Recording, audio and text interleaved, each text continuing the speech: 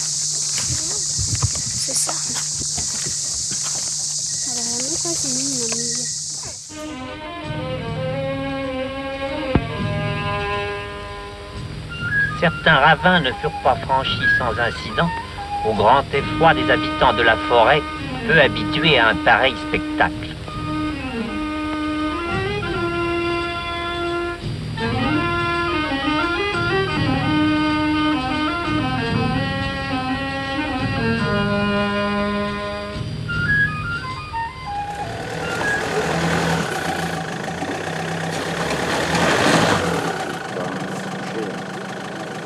Là, mais d'en bas comme ça, moi, celle tiendra. Et t'as une corde? Ah bah oui, il y a la corde. Ouais, celle qui est sur l'armure. Ouais.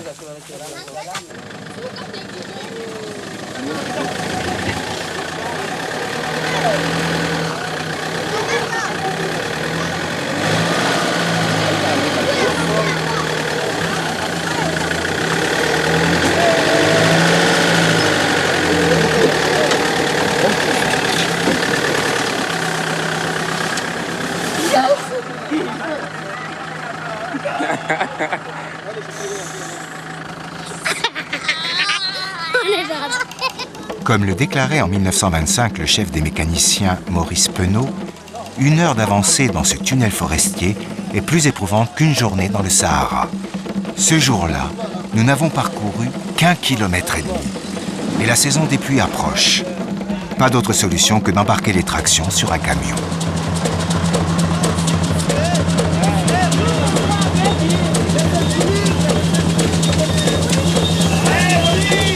Comment ça marche?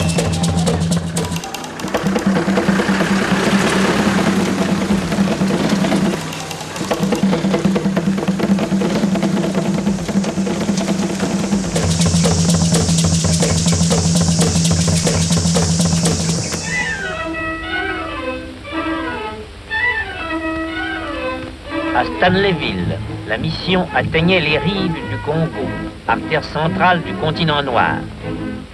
La traversée du Congo par la mission en 1925 a sans doute été leur étape la plus dure, mais aussi la plus fascinante. Il en est de même pour nous. L'aide du camion n'aura pas suffi et le 13 mai à Lissala, plus d'autre solution que d'embarquer les véhicules sur la grande barge qui descend le fleuve Congo. Dans l'attente du départ, Eric s'intéresse à la provenance de ces énormes billes de bois charriées par le fleuve. Tous les bois qu'on voit ici, là, c'est des bois qui viennent donc de la forêt du RDC, de la région de Lissala et qui vont sur Kinshasa. Oui. Bon, en principe, on n'a pas instauré un système de reboisement encore ici au Congo. Il faut vraiment du temps parce que le pays vient de traverser une période un peu difficile. Peut-être que le gouvernement congolais pourra organiser dans l'avenir ce qu'il peut faire dans le cadre de reboisement.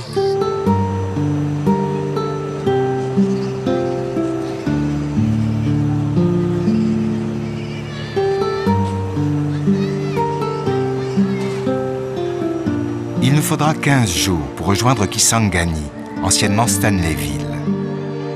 Sur la barge, pendant 2 semaines, 200 personnes vont devoir vivre ensemble, chacune disposant d'un espace vital d'environ 1 mètre carré.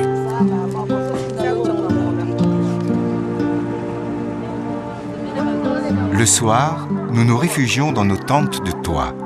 Les enfants nous appellent les Blancs Tortues.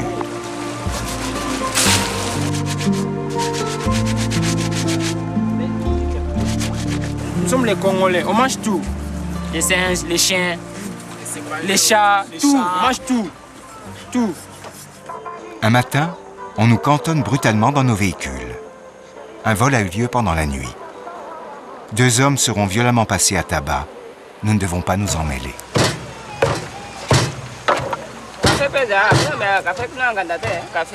Malgré une guerre qui a fait 3 millions de morts, la population restée chaleureuse et très accueillante est en plein désarroi dans un pays regorgeant pourtant de richesses naturelles. Nous avons voulu connaître la position des instances internationales. Après plusieurs jours d'attente, nous obtenons enfin un rendez-vous. L'Afrique est un continent qui est très riche en matière de ressources naturelles en général. Mais c'est un continent aussi où les ressources se dégradent à une vitesse très rapide. Et avec la mondialisation, malheureusement, les appétits sont grands de la part de plusieurs parties du monde. Et donc, on se tourne vers un continent où, d'une part, les capacités nationales sont faibles et où, d'autre part, les ressources sont disponibles. L'une des raisons pour lesquelles je pense que l'Afrique est en retard par rapport à d'autres continents, notamment l'Asie et l'Amérique latine, c'est qu'il y a un système de corruption très développé en Afrique. L'autre raison, c'est les conflits. Et malheureusement, les situations comme celle de Darfour risquent de se multiplier si on y prend garde. Ce n'est qu'un exemple. Et ça commence souvent par un conflit pour l'accès à un point d'eau ou l'accès à une zone de pâturage. Et comme les populations qui font l'élevage sont généralement d'une ethnie différente du groupe qui fait l'agriculture, le conflit mineur pour l'accès aux ressources naturelles devient vite un conflit interethnique. Et ça devient vite un conflit national et parfois international. Et là, malheureusement, je suis obligé de faire le parallèle avec les ressources naturelles encore une fois, parce que quand on superpose la carte des conflits en Afrique et la carte des ressources naturelles, on voit très bien qu'il y a une coïncidence curieuse.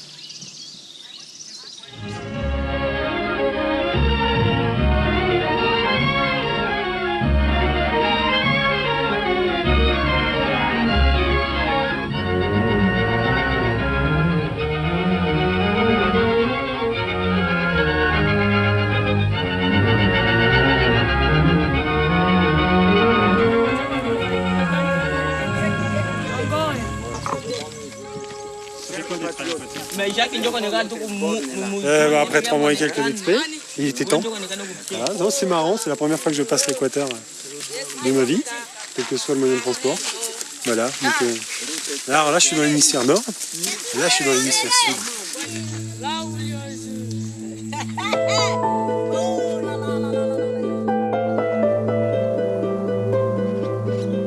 À Goma, enfin tiré d'affaire, la vue du Nyiragongo, le volcan fétiche d'Aruntasiev, fascine l'expédition. Malgré la menace d'éruption permanente, Oula, notre photographe, entreprend l'ascension.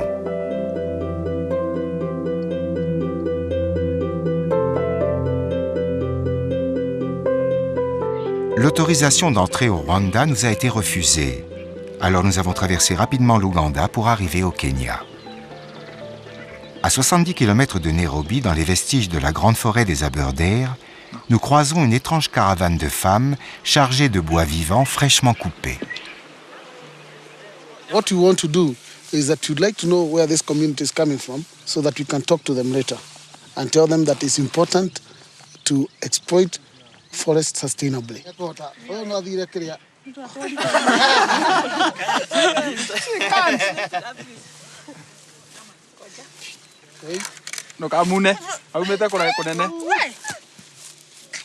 You can't. I can tell you. Aula.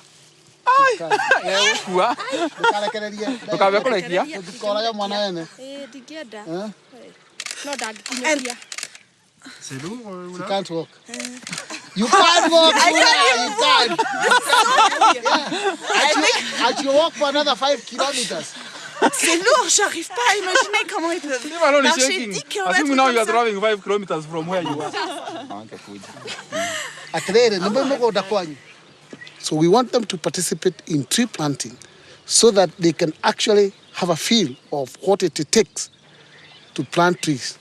And when they do that, we will allow them after 5 years to come in and collect firewood from branches and other things. But this is not sustainable.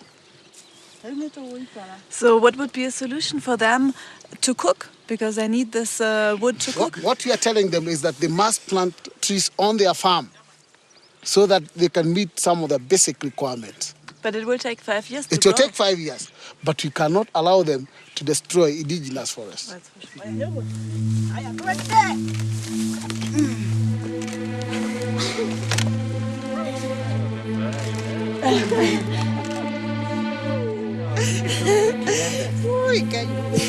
Leo ninasema si mbaya au itaonekana kwa TV au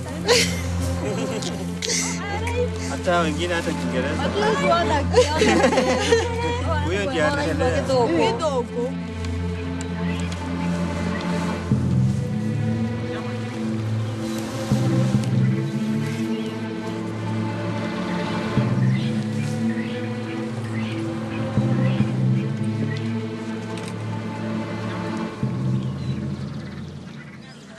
Au village, dans le cadre du projet Greenbelt, soutenu par Wangari Maathai, première femme africaine prix Nobel de la paix en 2004, une opération de réhabilitation de l'écosystème de la forêt des Aberdare se poursuit. 2000 hectares de forêt ont été ainsi plantés grâce à l'action de ces groupements de femmes. Dans quelques années, elles pourront subvenir à leurs besoins en bois de chauffe.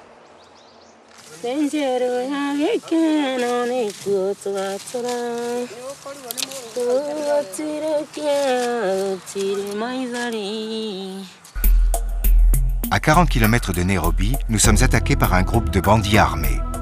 Thibault réussit à les faire fuir, mais l'impact d'une balle dans la carrosserie nous laisse un triste souvenir. Le mont Kilimandjaro, qui, au-dessus des plateaux brûlants de l'équateur,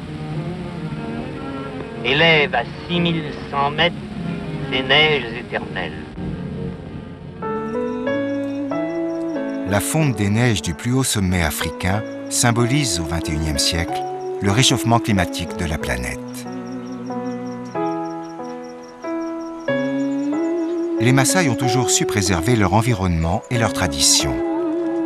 Aujourd'hui, dans certains parcs pourtant installés sur leur territoire, on leur interdit de nomadiser avec leur bétail.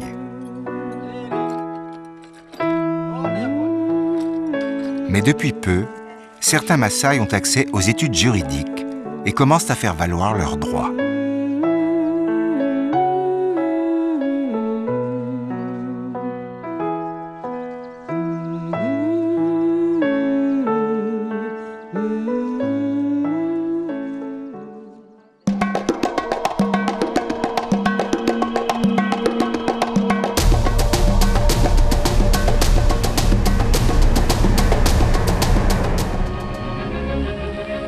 Le 14 juin, les explorateurs atteignaient enfin l'océan Indien.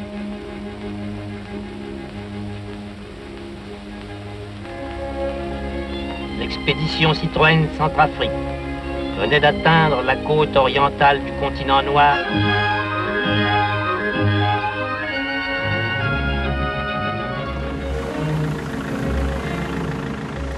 Moi, je me demande toujours comment les gens ont senti autrefois d'avoir vu l'océan Indien après un tellement long voyage.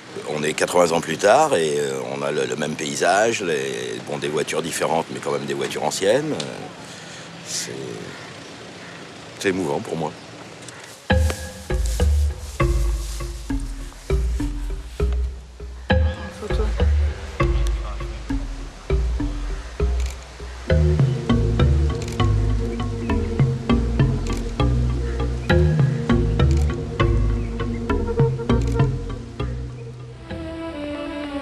Girafe, antilope,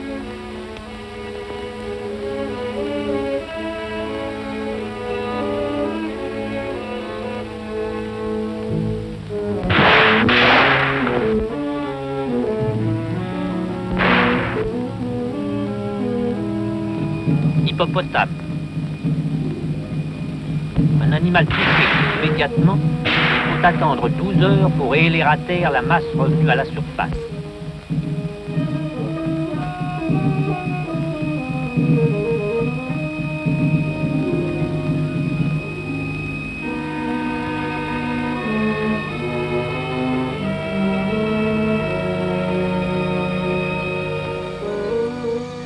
À l'époque, ce genre de chasse était considéré comme un sport noble et fut soigneusement préparé par l'expédition avant son départ. L'intérêt sera doublé d'une commande du Muséum d'histoire naturelle pour des spécimens naturalisés. La conscience des effets de la chasse sur la disparition de la faune est venue plus tard, trop tard en bien des lieux.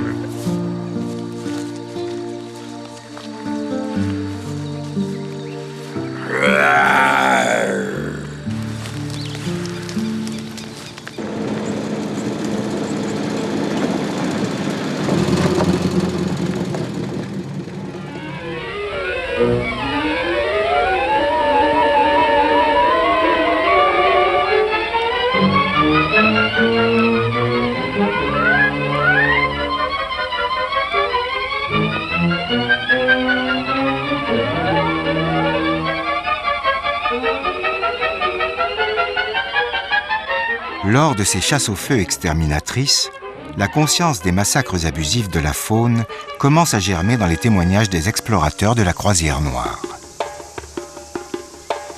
Dans l'Afrique coloniale anglo-saxonne, certains avaient cependant déjà perçu la nécessité de préserver la faune africaine. Des réserves sont mises en place, comme le fameux parc Kruger en Afrique du Sud, il y a plus de 100 ans.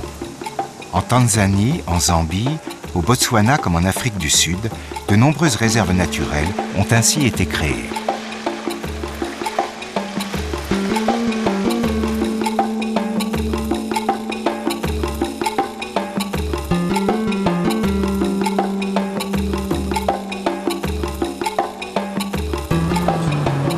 Les villageois bénéficient aujourd'hui d'une partie des recettes touristiques générées par les parcs. Les anciens braconniers sont devenus d'excellents guides.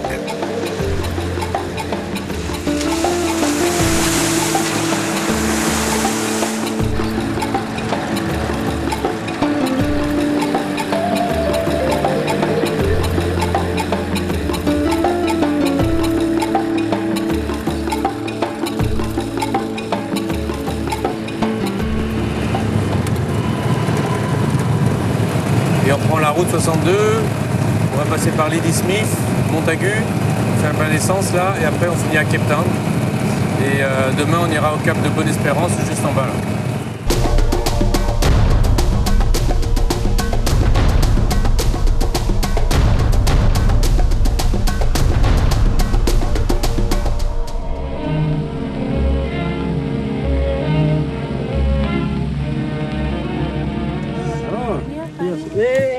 Look, just here. Just here. L'Afrique du Sud est ravagée par le fléau du sida, faisant de nombreux orphelins. Aussi, le 4 juillet, c'est avec les enfants d'un orphelinat de Cape Town que nous avons voulu partager l'arrivée au cap de Bonne-Espérance.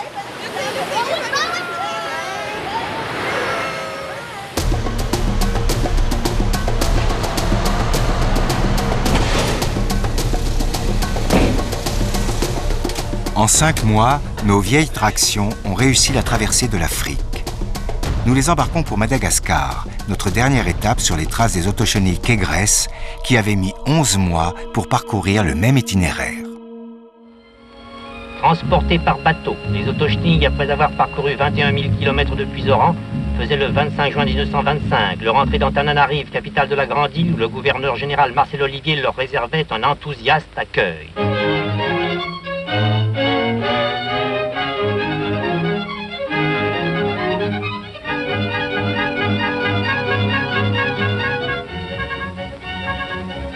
Sur la foule, planait le souvenir du grand soldat qui a fait de Madagascar une France sud-africaine, Gallieni.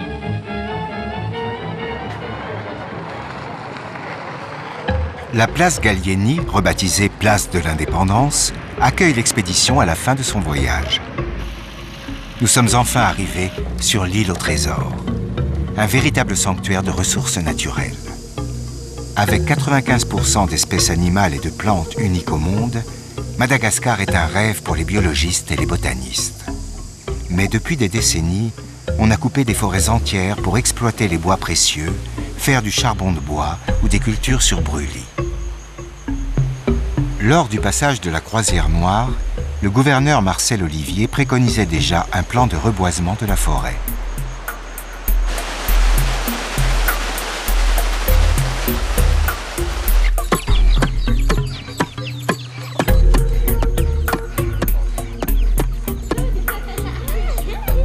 Protéger la nature est une véritable gageure pour l'île.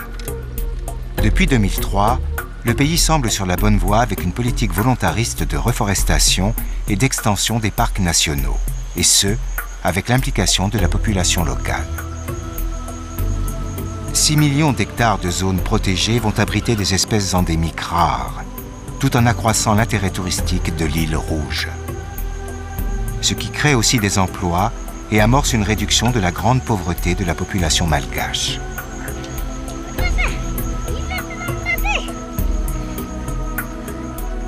Nous entendons à nouveau parler du jatropha, dont les graines servent à la fabrication de biocarburants. Mais ici, les cultures de cette plante oléagineuse commencent à prendre une dimension industrielle. Un collègue de Bernard Parent, le docteur Mami, biologiste malgache, nous présente le jatropha dans son habitat le plus fréquent, les haies en bord de route. Vous voyez, on peut faire des clôtures avec des clôtures naturelles. Et ça, c'est une plante très résistante à la chaleur.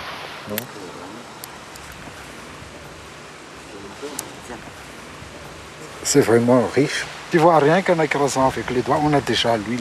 Ah oui, c'est 30% d'huile, c'est formidable. Hein.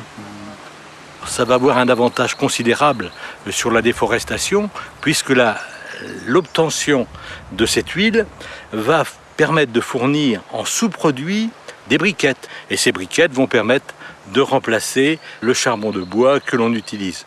En cultivant seulement 2000 km², on résout en partie le problème de la déforestation et en plus, on rend Madagascar indépendante au point de vue énergétique. C'est extraordinaire parce que 2000 km², c'est 0,3% de la superficie malgache, c'est-à-dire que ça n'a pas du tout interféré au niveau de l'élevage et au niveau des cultures existantes.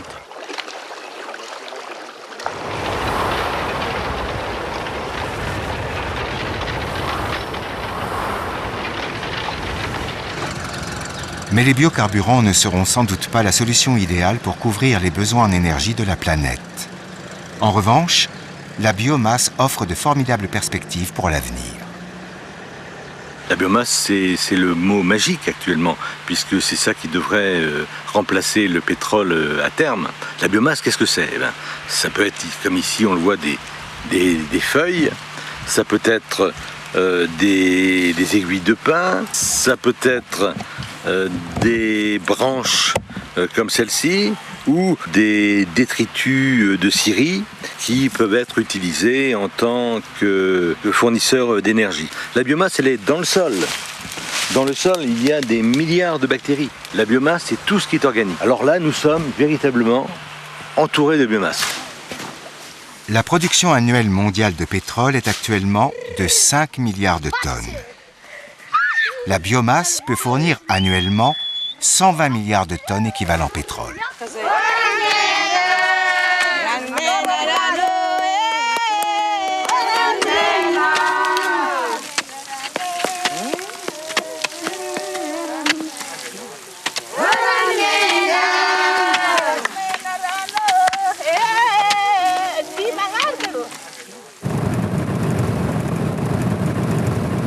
Comme là, on est à 400 km de la fin d'un voyage qui a pris 5 mois et d'un projet qui a mis 2 ans de préparation. La tête est complètement perturbée parce que tu es entre la joie du retour et la tristesse d'une fin. C'est le terme de notre fascinant voyage et nous devons porter le regard plus loin. À Madagascar, comme sur toute la planète, la priorité, c'est l'éducation. Les enfants scolarisés, conscients de l'urgence de préserver cette terre fragile, sauront bien vite considérer la biodiversité de leur pays comme leur trésor personnel.